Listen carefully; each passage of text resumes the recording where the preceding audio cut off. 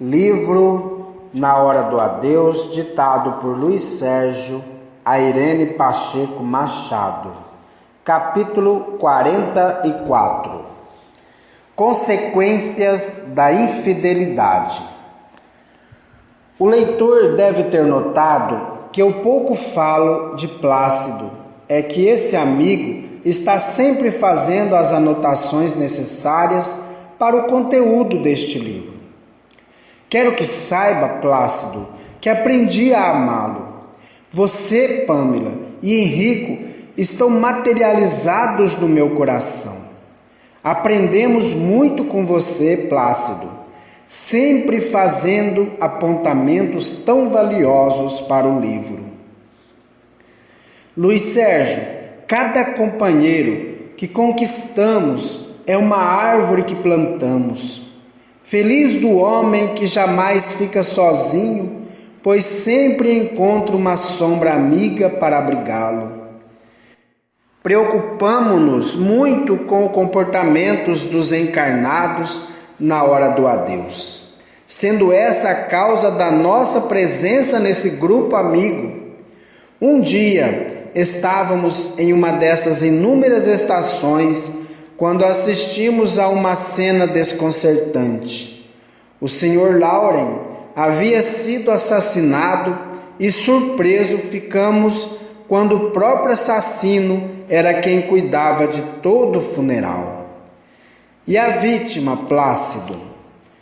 Seu espírito gritava, acusando-o, mas ele nem se importava, estava feliz pela morte daquele que tanto mal lhe causara. É verdade, Plácido. Ele não só consolava a esposa, como também se sentia triste pela morte do ex-amigo. E a causa disso tudo? Mulher. O seu grande amigo, que agora jazia ali, inerte, tinha-lhe roubado a filha. A jovem estava apaixonada pelo amigo do pai, e este não aceitava o namoro. E foi descoberto? Sim, a própria moça delatou-o ao pai. Poucos acreditaram, mas ela contou com detalhes todo o seu romance. A agonia de Lauren diante do seu algoz chegava a ser cômica. Ele gritava e queria correr para enforcar o seu assassino, mas os laços embaraçados o detinham. Mesmo assim, ele tentava atingi-lo. Plácido, que história mais triste! Como deve ser terrível descobrirmos que quem respeitávamos não nos era fiel. Antes de sermos chamados para este serviço, fazíamos algumas anotações sobre os fatos lamentáveis que ocorrem na hora do adeus. Verdade, Plácido? Você pode nos contar? Ele sorriu e começou. Numa dessas despedidas de conhecido homem público, na hora do sepultamento, iniciaram-se os discursos. Discurso aqui, discurso ali. Ninguém aguentava mais quando um bêbado que estava deitado em um dos bancos de uma sepultura começou a gritar: "Viva o morto! Viva o vivo! Viva! Viva! Viva!" Ele nem precisou completar, era só gente correndo. Dizia ainda o bêbado: "Cala a boca! Vê se deixa a gente dormir, o morto está cansado. Descansa em paz, companheiro." Quem discursava calou-se e quem não correu procurou sair ligeiro dali. Continuou Plácido. Outra vez, uma irmã estava sendo velada e seu grupo orava e cantava. Ela, recebendo a assistência necessária, a seu pedido, ficou em uma maca deitada perto do caixão. E o povo cantava e orava. A irmã cochilava daqui, dali, e em certo momento sentou-se e gritou: "Calem-se, estou com sono, quero dormir. Sua voz, devido à presença ali de vários médiuns, materializou-se e todos puderam ouvi-la. Foi um Deus nos acuda. Era gente correndo e outros até caindo de susto. Por que tudo isso? Perguntei. Medo, muito medo.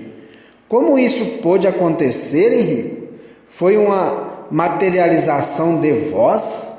Sim, a irmã, de tão desesperada, utilizou-se da voz imantada de alguns dos presentes, o que tornou possível a sua materialização.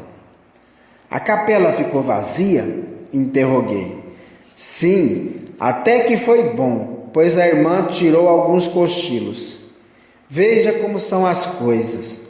Nós pedimos para os que chegam nas capelas que orem ou cantem para R$1 desprendimento e agora acontece isso? Falei.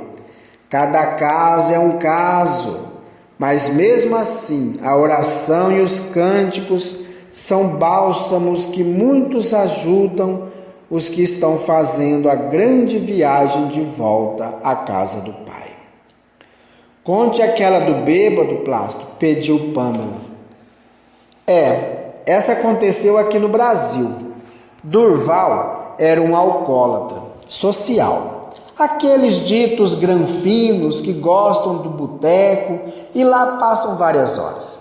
Teve um mal súbito e veio a desencarnar. Os amigos foram avisados e o seu velório foi rápido. A família não gostava de enterro.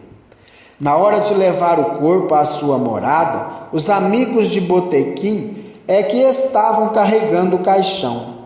Mas estavam tão bêbados que mal suportavam ficar de pé e o caixão era balançado de um lado para o outro. Quando chegaram perto da campa, quiseram colocar no chão o caixão, mas o álcool era tanto que eles caíram junto ao caixão. E um deles, meio gordinho, foi parar na cova recém-aberta que, devido à chuva, acumulara alguma água. Esse que caiu na cova gritava e xingava os encarregados da estação. Muitos riam, outros preocupados tentavam retirar o bêbado do buraco.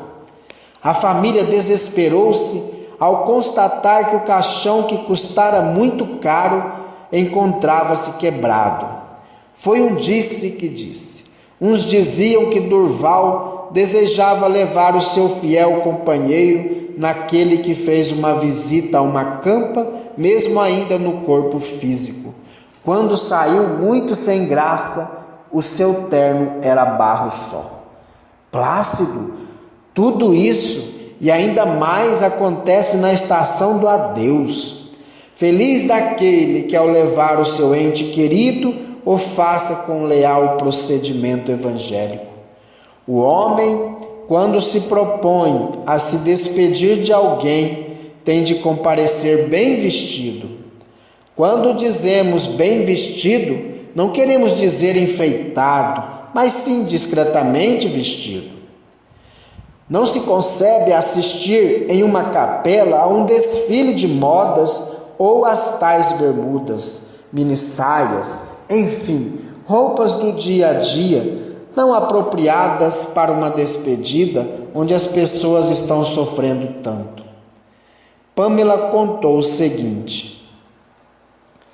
Há tempos fomos também a um enterro de um político cuja esposa, segundo ou terceira, não sei, adquiriu um vestido preto para a ocasião e, por sinal, na hora do enterro, as câmeras de televisão retrataram uma bela mulher muito bem arrumada, assim como os que dele foram despedir-se.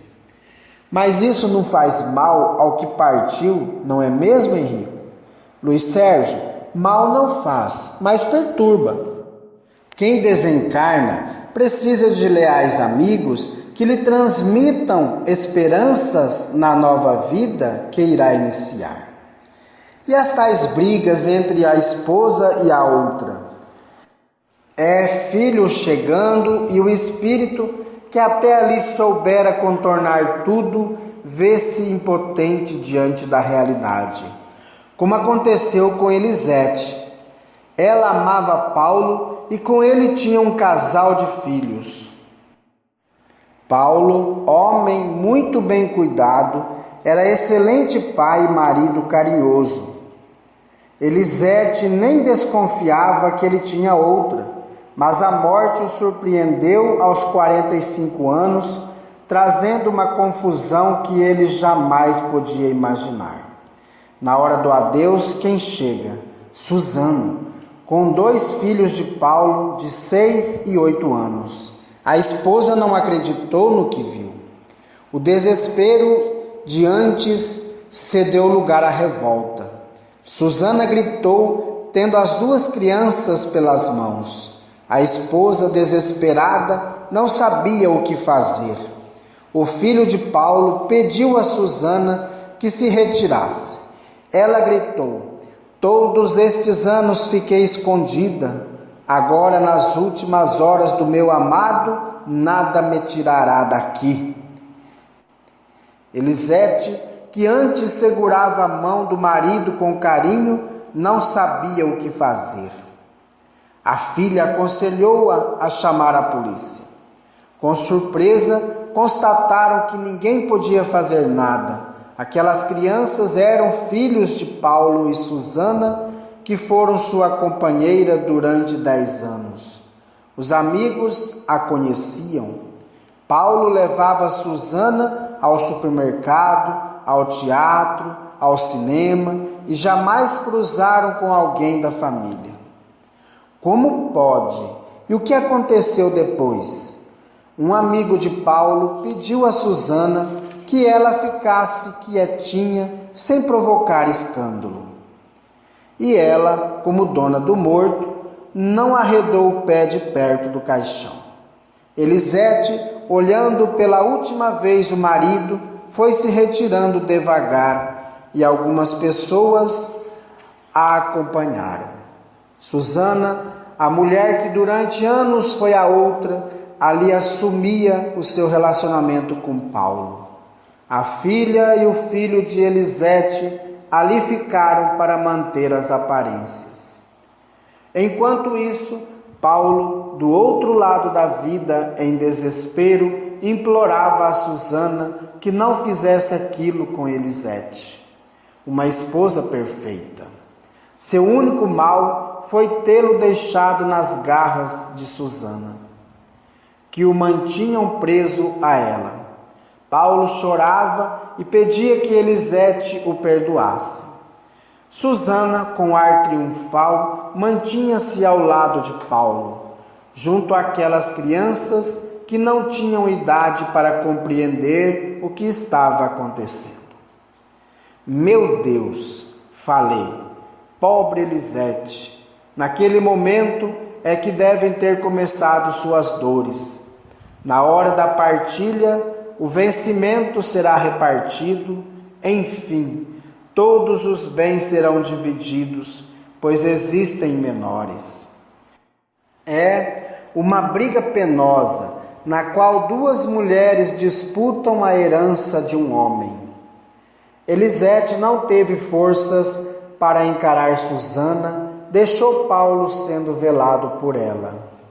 Entretanto, também já assistimos a outro enterro, que quando a outra entrou na capela para velar o corpo junto à esposa sofrida, esta, em uma crise de loucura, jogou sapato, vela, flores, coroa, tudo sobre a outra, que apavorada fugiu. A esposa não saiu dali, mesmo diante das caras curiosas de alguns ditos amigos. A partilha foi feita como manda a lei, mas no velório do corpo venceu aquela que lutou por ele. Pâmela, existem esposas adoráveis e vítimas de maridos infiéis, mas também existem as outras dignas e muitas vezes mais esposas do que as ditas verdadeiras. Há mulheres que se propõem a uma situação desagradável de ser a outra e nada desfrutam a não ser o amor do homem escolhido. Tem razão, Luiz. Quem ama verdadeiramente não leva a ser amado ao ridículo. Mesmo deitado em uma capela inerte, achamos que a hora do adeus não é o momento de alguém se considerar dono daquele que desencarnou. O que ama e respeita jamais irá até o cemitério reclamar por direitos que até ali eram desconhecidos muitas vezes pela família daquele que partiu. Cada caso é um caso, disse Henrico. Claudine viveu ao lado de Leonel durante 25 anos. Era a outra. Tiveram 3 filhos. Político vivia viajando. A esposa de Norá não desfrutava da sua companhia. Ficavam sempre separados. Ela aproveitava a posição do marido para dar festas. Claudine era para Leonel a esposa que trabalhava, lutava para o seu crescimento político. De Norá, deslumbrada com o poder, só desfrutava dele, era orgulhosa e esposa indiferente. Tiveram um único filho, que dele quase não cuidou, largando com as babás. Leonel era feliz com Claudine. De Norá nunca soube, ou melhor, jamais quis saber da vida amorosa do marido. Chegou a morte, e com ela as homenagens, os jornais. Claudine, uma figura sofrida, juntou-se à multidão, assim como seus filhos, e de longe chorou a partida do companheiro. No silêncio da sua dor, tudo fez para manter-se no anonimato. Não seria ela quem iria jogar pedra na figura amada de Leonel. Tudo faria para que o povo continuasse amando-o. Claudine era uma página no livro da história de um grande homem, mas que foi extremamente infeliz na sua vida familiar. O grande amor não é aquele que faz guerra, mas aquele que deposita no túmulo da vida uma rosa silenciosa, de respeito àquele que parte. O certo é jamais construir a felicidade com a lágrima ou o desespero de alguém. Henrico convidou-nos a irmos à casa de Ludmila.